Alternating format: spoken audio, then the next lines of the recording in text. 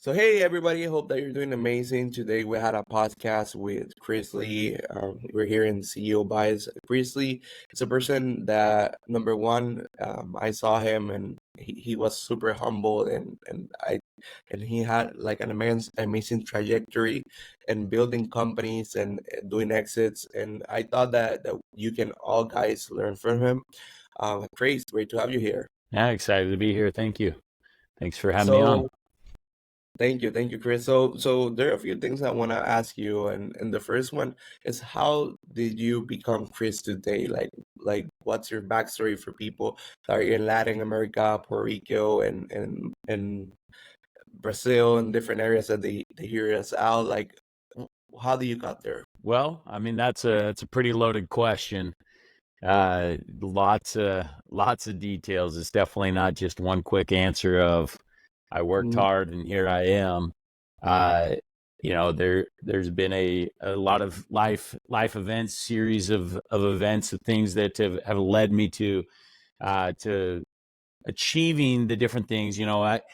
For me, I don't think there's necessarily a success isn't an endpoint. It's a journey. It's a trajectory. It's something that we're all striving for, and each of us have a different interpretation of, right? Or and because frankly, each one of us were put on this earth to do something different, right? Like Julio is different than Chris, and Chris is different than Edgar and Jose and everybody else. And so, uh, you know, for me, my life's mission is to impact and change others through influence, and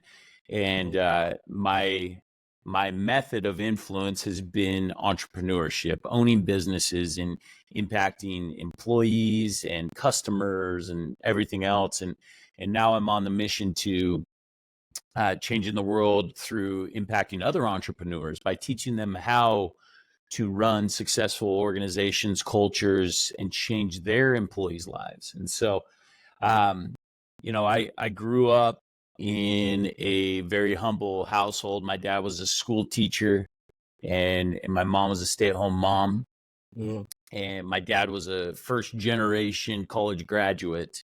Up until that point, most of his family had just been very low wage earners and undereducated. And so, it was a big step for my dad to go and be a college graduate and go the traditional route of being able to make some money. And we didn't have a lot of it. There was seven of us, six siblings, and my cousin were raised on a school teacher's salary. And so from a young age, learned how to work, learned how to be disciplined, learned how to provide for myself, and really be self-sustaining, and learned a lot of great principles from my parents, principles of work ethic, sacrifice, putting God first. Those were some of the main and most important things, and really just how to dream big. My mom always told me that I could go out and accomplish anything that I desired in my life. I just had to put in the effort consistently and be disciplined in it. And so, um, that's my path has been the last 20 years of entrepreneurship. Initially, I thought I wanted to be a doctor. Dropped out of college my senior year to go and pursue entrepreneurship, start my first business. It all hasn't been sunshine and rainbows, though. I've had many businesses that just haven't worked out. My very first business, I tried going too big, too quick with the wrong partnerships, made a lot of poor choices, was very egotistical and driven for the wrong reason. And 2.5 years after the launch of that business, or just over 2 years after the launch of that business, ended up filing Chapter 7 bankruptcy, lost for $2.2 million.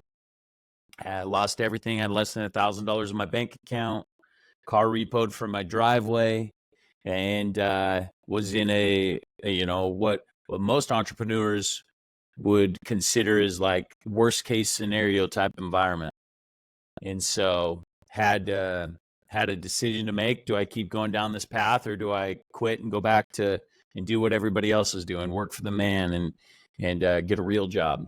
And so, I'm grateful to God that I was inspired to continue down that path and take everything that I had learned and developed and went and continued to apply it. And so then over the series of the next 6, 7 years, it was a lot of education, learning, starting, developing different businesses. I've owned things in everything: real estate, farming, flipping cars, flipping houses. I had a coupon book, medical pendant business, a search engine optimization company, home security, uh, dabbled in pest control for a minute, just all kinds of different things. And so I think most importantly, I learned what did work and what didn't work. And I'd say most people aren't willing to find out what doesn't work. And so I've never been scared of failure. Well, that's not true. I've never been, I've always been willing to approach failure.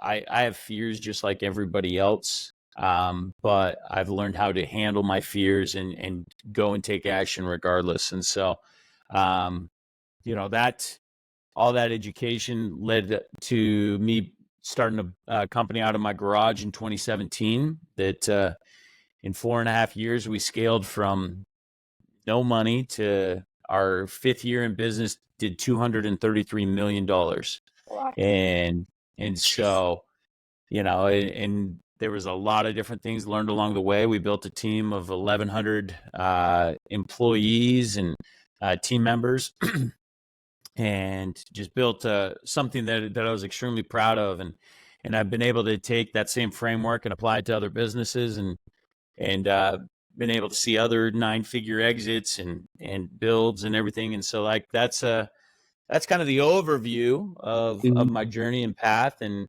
today, like I said, my mission is to change the lives of 2 billion people through entrepreneurship, helping entrepreneurs realize that their business is more than just economics, more than just creating paychecks for employees, but it's actually helping their team members become better physically, economically, with their associations, the way they impact their communities, and also their spiritual side.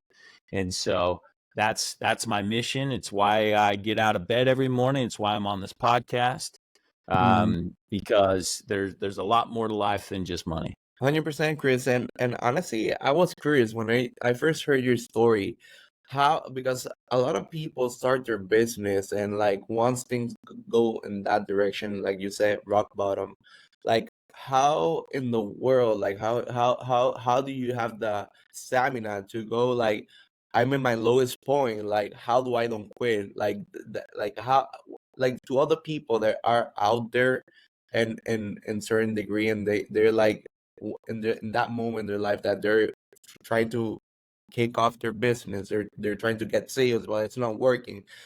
What advice would you tell them? What was that aha moment that you were like, okay, this happened in my life that made me take this and this action that took me to the next level? Yeah, I mean, my life experiences up until that point had always taught me that like you may have a goal, but typically the route or the road to that goal is not the way that you initially planned it out. And Mm. so my goals didn't change when I failed, right? Like I just had to change the action and the route to be able to get there. I had experienced that with sports.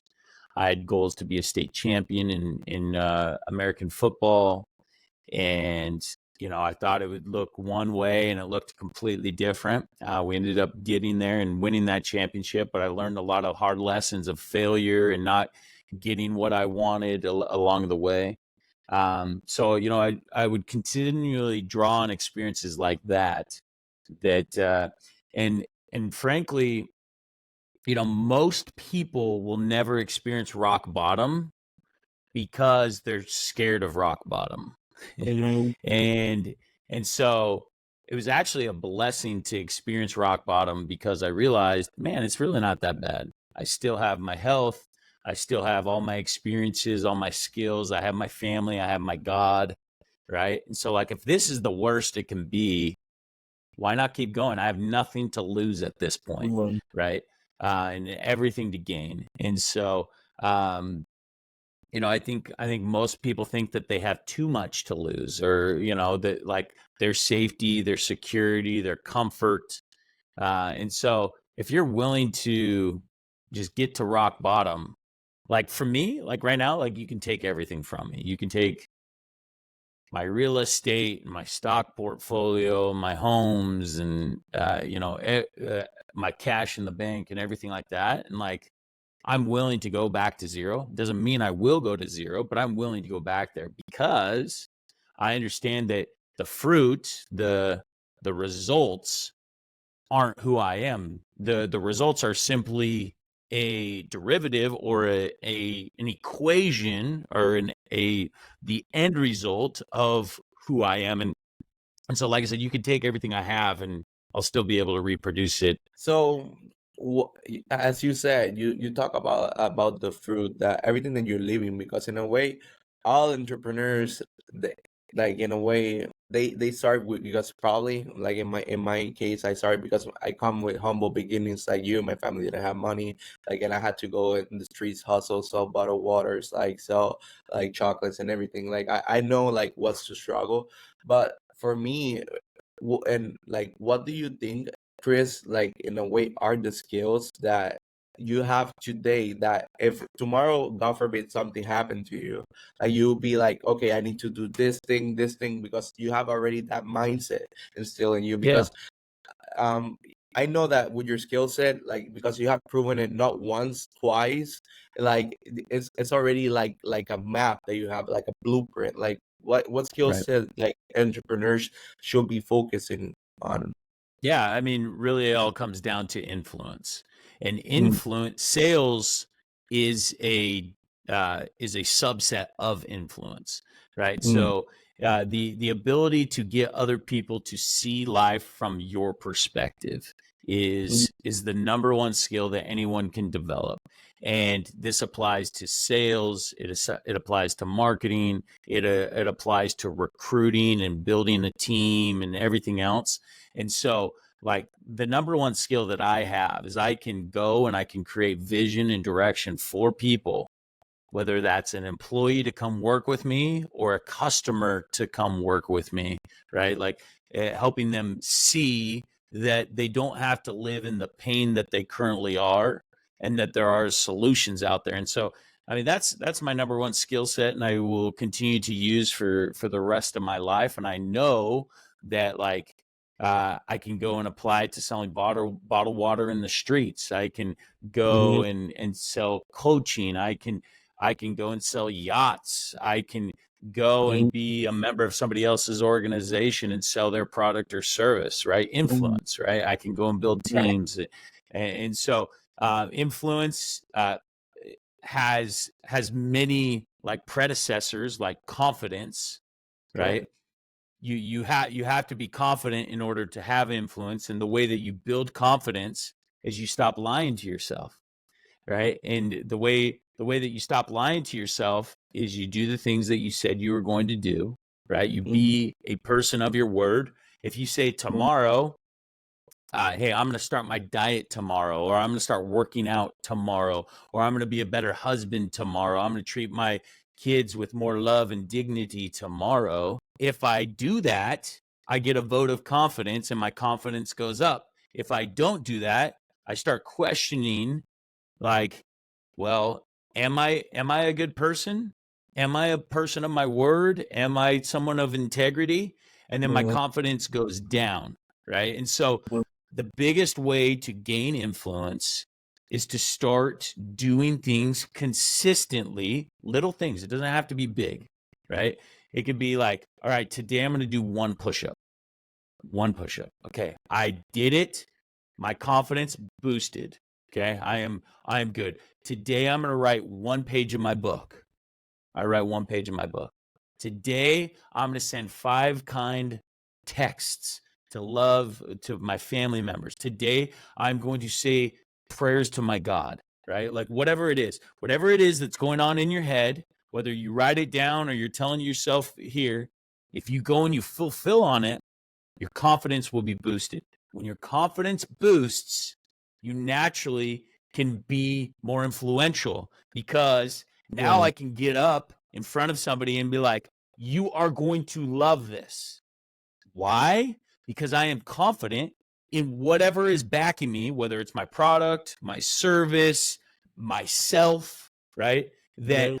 I am a person of my word that always backs it up, right? So if I say, I'm going to help you get results, and I'm going to help you become the best version of yourself, and we're going to grow, and you're going to build, and you're going to have opportunity and all this and stuff, I can say it with so much confidence, because I know on my end, I will do everything possible to help whoever I'm talking to get that thing, get that product, get that service, get that result, right? And Right. so, which will naturally attract more and more people. So, once again, backing it, diluting it all down. Like, if you want to develop the best skill set in the world of influence, you have to have confidence. If you want to develop confidence, you got to be a person of your word. If you want to be a person of your word, start doing what you said you were going to do. Start with the truth. Have a real inventory, right? And admit when you screw up. No one's going to Mm. be perfect 100% of the time. Integrity is owning the truth. It's not perfection. It's owning the truth. Yesterday I said I would do 10 push-ups. I only did 5. I only did 5, so I have improvement to be made. Or yesterday I said I was going to write a page in my book. I only wrote a paragraph. I'm not going to lie to myself and say, oh, that page or that paragraph is basically a page. It's probably good enough. Or, those 2 push-ups were on the way to 10, so it's probably good enough, right? When you start lying to yourself and just telling yourself these stories and not owning the truth, you will never be able to improve. And if you don't improve, you won't have confidence. You don't have confidence, you won't have influence. If you don't have influence, you won't be successful. Well, that's like a punchline right there. That's like what I call like a golden nugget.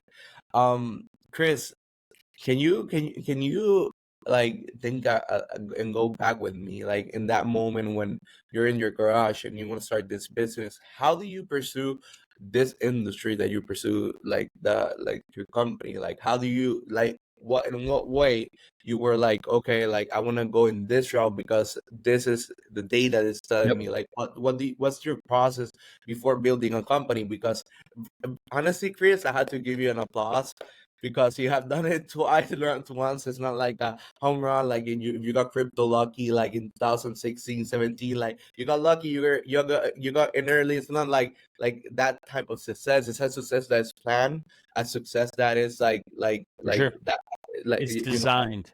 Yep. design. That's the word I was looking for. Yeah. Yep. So first off, whenever you're building a business, you have to have something that works. Okay. Mm-hmm. Um, like I chose solar because I knew solar worked, right? I had been in the solar industry. I had experience in it. I had seen that it worked. And so I decided to go all in on solar, right? Too many entrepreneurs, they don't have any experience in what they're doing, and they don't even know if it works. And then they hear guys like me that say, hey, go all in. And so they go all in on something that doesn't work, doesn't scale, doesn't they have no experience in it. So Yeah. one, gain experience. Usually the best way to gain experience is go and fail a bunch of times or go work for somebody else. Both Mm-hmm. work, right? And a lot of people say, "Oh, you need to own your own business." Why not? No, go work for somebody else. You can be an entrepreneur in somebody else's organization. You could be an entrepreneur. So, Yeah. and gain the experience, understand what you're going, like that the product works, that it's scalable. Once again, if uh, like what happens is like people will have an idea and they're like, I think this will make money, right? And so Yeah. then what they do is they spend a bunch of time planning and developing and making sure they have the perfect product, perfect service before they even know it'll make money. Then they take it to the market, they try selling it, only to find out nobody wants it. Nobody wants that product or service, right? And so now what is like you've just screwed yourself, and they're like, oh, entrepreneurship isn't for me or whatever else. So it's like if you have a product or service and you have no experience in it, get a very minimal viable product, something very basic. Test market it, put it out to the market. Ask the question, if I created this, would you buy it? Right? Like, and get like things going and have something that you can go and present to the market. So for me, when it came to solar, I had already been in the solar industry, so I knew it worked, right? I knew that people wanted my product or service, and I had experience in it. So I didn't have to go and develop like a crazy new skill set or anything like that. There were things that I didn't have experience in. I never had experience in installing it. I never had experience in doing it in like what we call a B or C market, right? Where solar didn't necessarily make financial sense to the customer. So those were a few things that I had to test out, that I needed to like do some initial marketing. Like, is there a need or want for this product in a market where it doesn't make financial sense? And so initially we did some marketing, but from there, it was just everything by design and going super deep, right? And my playbook was starting with the end in mind. It wasn't like, let's just see how this thing plays out and see if we make money. It was, okay, I'm sitting in my garage. 5 years from now, what do I want to have? What do I want to build? Okay. What would get me super stoked? What would accomplish the goals that I have physically, economically, with my associations and my spirituality? Like, what kind of dollar figure do I need to be able to build the life that I want and build it 5 years out? And then I'm going to back it into what I need to do today. And so when I looked at my roadmap, my blueprint, I looked 5 years from now, I want to be doing $100 million a year.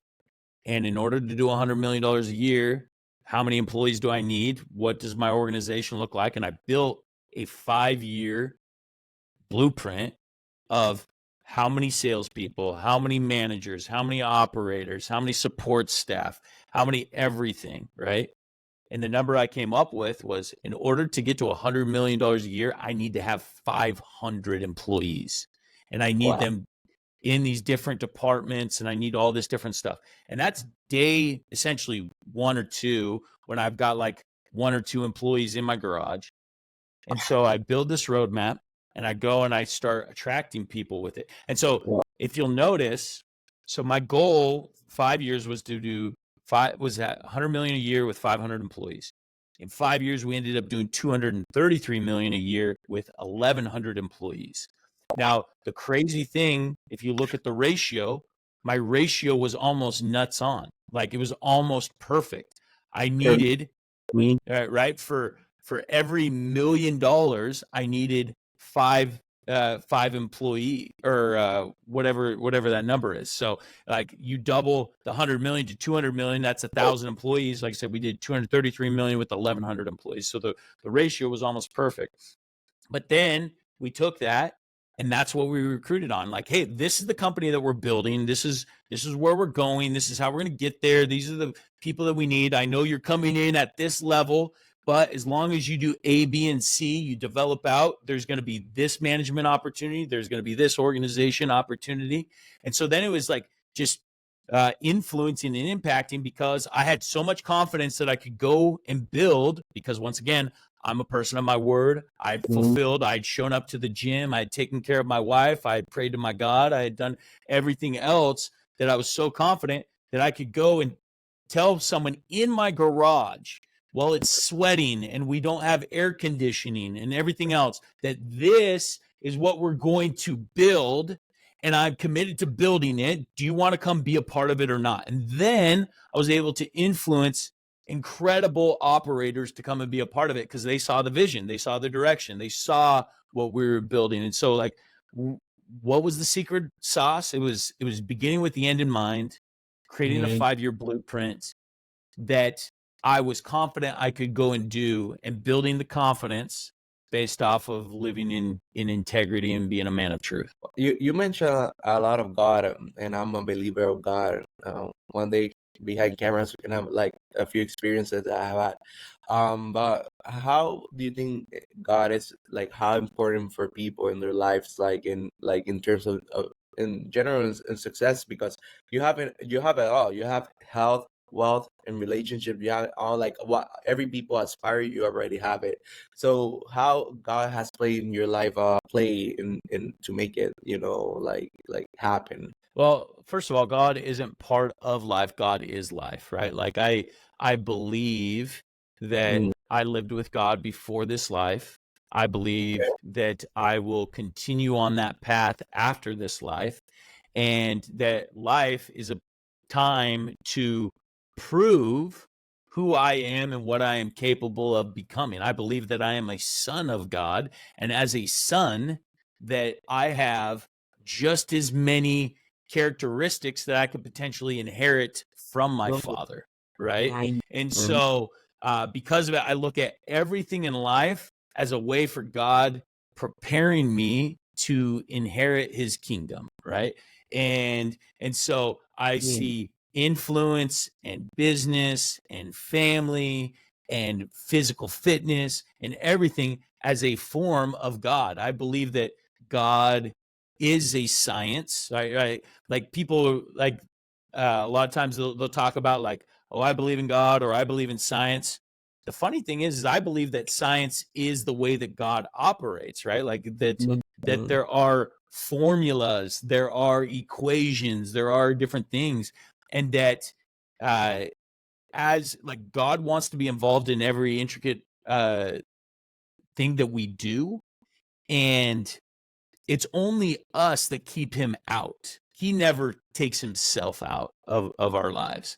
It's Oh, we block it. I think the best way that I ever heard it explained is God and his blessings are like rain, right? It is constantly pouring out, and he's wanting to pour them down upon us. A lot of times we throw up an umbrella and we block them out, right? It doesn't, yeah. he doesn't stop raining. He doesn't stop raining his blessings or whatever else. But yeah, like he wants his, the scriptures talk about that his hand is stretched out still. Like God is there waiting for us to return, waiting for us to turn to him, to everything else. And so, like, for me, involving God in everything that I do is absolutely imperative. I believe that he helps me physically. I believe that he helps me achieve my goals from, like I said, fitness and my relationships and my financial goals. Now, I don't think, like, I'm not saying, like, if you're poor, you don't believe in God. But what Mm-hmm. I'm saying is, if you're poor, you're not using the proper equations that God has prepared, right? And so, there are equations to success. Most of us are just too impatient with the timeline that equation takes. Oh, that's powerful. Wow.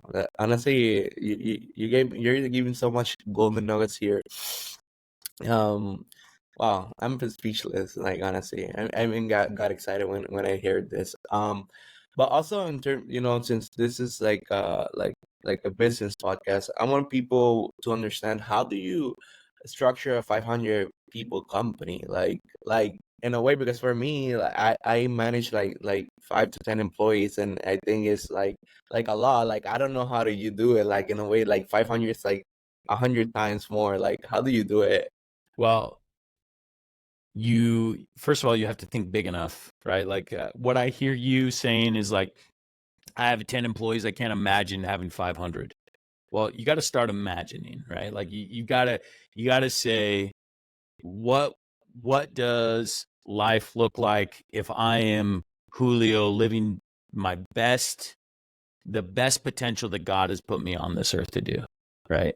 And so for me, I look at it and, like, Mm. God's got a lot of potential for me. I've got to go and become the best Chris Lee there is, right? And so the best Chris Lee there is doesn't play small, right? The best Chris Lee doesn't play with 10 employees, doesn't play with whatever else. And so the way you structure it is, like I said, you got to begin with the end in mind. You got to go after a big number that's going to allow you to have impact and influence and everything else. And then you got to figure out, like, what are the unit economics to be able to make that thing work, right? Yeah. So, like, the easiest way to start structuring a $100 million business. I don't call it a 500 employee business. I call it $100 million business, Mm.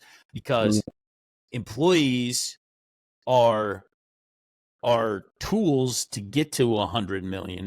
It's not give me 500 employees and make 100 million. It's how do I make 100 million with the proper tools, and employees are part of that structure. And so you always address any organization first and foremost with sales. Like, how am I going to sell my product? Now, if it's through automation, you don't need a whole lot of salespeople. If it's one-on-one interaction or one-to-many interaction, you're going to need some level of salespeople, whether it's B2C, business to consumer, or B2B, business to business, and then they're giving you affiliate offers or whatever it is, right? And so, but you have to back in your sales and marketing first, because sales and marketing is how you generate money in the door, right? And so there's three basic verticals in any organization. You have sales and marketing, one vertical, which can later be split into two. You have operations, which is the fulfillment of whatever you sold, product, service, whatever. And then it's finance, which is essentially keeping everything structured and reported on, right? And so you have those three basic departments or verticals in the business. You have to start with the first one, which is your sales and marketing. And you say, okay, if I want to do $100 million a year, what does the average salesperson in my industry sell on a yearly basis, right? And so let's, for round number's sake, we'll say that the average person does $1 million a year. Okay. If it's $1 million a year, then what does that mean? It means I need 100 salespeople to be able to do $100 million a year. And with 100 salespeople, what kind of management, support, and training staff do I need? Okay. The law of management tells me that I need between a person can only manage up to three to 8 people. Lower on the totem pole, the more people they can manage. So at the bare minimum, if I have 100 salespeople and people can only maximize 8, that means I need at least 13 managers. Okay. Because 13 managers times 8 is 104. Right. So I have 100 salespeople, 13 managers. Of the 13 managers, I'm probably going to break it down into regions of 4 and 5 people. That means I'm going to need 3 to 4 regional managers. For the 3 to 4 regional managers, I'm going to have a divisional president that's going to manage those people. From that, I'm going to probably have a VP of sales and marketing or VP of sales. And that's just the, hey, let's go and sell group. But do they need training? Do they need reporting? Do they need development, right? Okay, well, I need to do a sales enhancement arm, something that builds out a training platform and consistently takes care of these people, helps support the managers with the data and everything else. And so I go back and I build out my whole sales organization. Okay, if that's what it's going to take, what is my marketing organization? Am I going to outsource my marketing? Am I going to build out my own internal team, right? And then you go and you build that out. Now, when you start with the end in mind and you do something like this, it's not going to be perfect, right? And there's lots of resources out there. ChatGPT is a great resource. Google's a great resource. People like me are a great resource, like going and being a part of coaching groups and consulting groups that can tell you, hey, what kind of ratios you should be looking for, or, does this look good? Does it not? But whatever you start with, whatever you go and you build out, and same thing goes for operations. If I go to operations and say, like in the solar business, we need crews to be able to install our solar systems, and we say, okay, how many solar systems can a crew install on a weekly basis, on a yearly basis? And then we back into the number of like, okay, if I want 100 million and my average ticket price is 35,000, that means I'm going to be doing, 3,000 jobs. If I'm doing 3,000 jobs and the average crew does 200 jobs a year, then I need how many crews, right? And you back it up, law of management all the way up, supporting staff, research and development, quality control, whatever it is, right? And once again, you can go to different resources and say, hey, what should a structure like this look like? Blah, blah, blah, whatever. and then you build the whole thing out. Now you got a roadmap. Now you got a game plan to be able to go and take over the world. Wow. Honestly, I'm impressed. You're like one of the people that I honestly like admire. I met a lot of people, big people, but one thing I admire you, Chris, and I want people to also listen to it is your humbleness and your ability to help others. Like you do it, you don't need to be here. You're here, and like a person that like literally can be doing anything that they want in their life, and they're choosing to share with us. And also, and grateful people like go follow Chris, and we'll leave the links below. I have two last questions, because I want to respect your time. The last one is, what is with your Spanish? Porque tú hablas español. How do you learn to speak Spanish? Pues yo era misionero para mi iglesia, para la iglesia de Jesucristo de los Santos de los Últimos Días, Wow. por 2 años en el estado de Oklahoma, aquí en los Estados Unidos. Pero Wow. yo he mantenido el español hablando por medio de las ventas, por medio de pues, la gente. Yo tengo muchos empleados que hablan español y todo eso. Y entonces, pero hace 20 años que regresé de mi misión, pero sí, todavía hablo. No es perfecto, pero No, lo hablo. pero bien fluido. And the last question, Chris, so we can wrap it up. If you were in your 2017 and let's go back, because I think that this is the most powerful thing, because most people right now, like usually in like when in Puerto Rico, Latin America, when they're starting a business, they're bootstrapping, because like the median, for example, in Puerto Rico, the median average income of people, like a family houses, have $12,000 a year. And in a way, like like we have been like in similar situation. Obviously your success is way bigger than I aspire, and one day hopefully we'll drink a tea, and this conversation help me get over there. um what will you tell yourself, what words of affirmation will you tell yourself, like that you feel like genuinely like that help you continue moving forward? Like what things do you think that help you, in your self dialogue, self thought, that you were thinking, okay, I have in this situation right now, like how can I move forward, like because in a way it's something that I admire, because I met so many people that they're into their entrepreneurship, things are not working out, and next thing you know they're quitting, and they're like giving up on their dreams, and they're leaving an average job and a average life, and when they're meant for more. Yeah.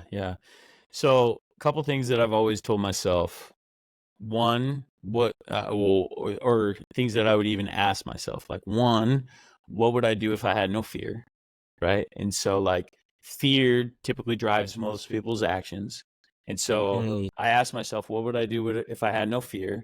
So I identify the fear that I'm feeling in the moment, remove it, and I create a clear game plan of action of things I would do if I wasn't allowing my fear to control me. Right. Um, Well, and so that's number one. Number two is I consistently tell myself, and this has been years of after knocking doors. I used to do a lot of door-to-door sales and everything else, and I would tell myself, do what you're physically able to do, not what you're mentally able to do, because there we have a lot of excuses, a lot of reasons not to take action, and usually the reasons, like, the better you get at producing, the better your reasons and excuses get. Like, for example, excuses I would hear is like, nobody expects you to do more.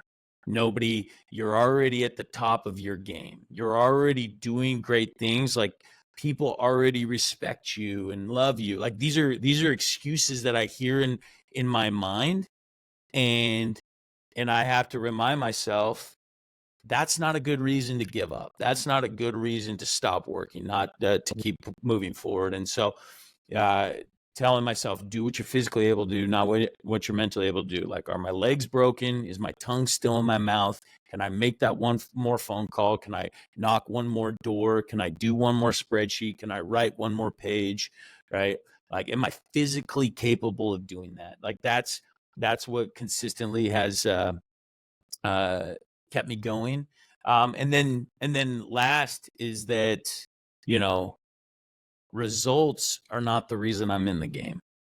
I'm in Mm, the game to become the best tree possible, not produce the best fruit, the cash, the cars, the vehicles, whatever else. Like, fruit is cool. I need to be the best tree possible that mm, has the ability to produce fruit consistently. Because if my mind is on the fruit, then I'm going to be severely depressed when the fruit doesn't turn out the way I thought it was going to do. But if I'm mm, on the tree, right, the tree is a consistent work that is growing forever, and it isn't just seasonal. It doesn't just come and go based off of seasons.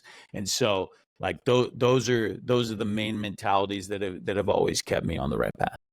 Wow, amazing. Honestly, Chris, this is one of the best interviews I ever heard. Honestly, I feel so genuinely and like I'm very grateful for this. And for all the people that they wanna go like follow your work and also scale their business, what page would they go? Where do they find you? Yeah, so you can follow me on all major social media platforms. Instagram uh, is Chris Lee QB, like quarterback QB. Hmm. And that's on all major. You can find me on Facebook that way. You can find me on TikTok. I'm most active on Instagram and Facebook.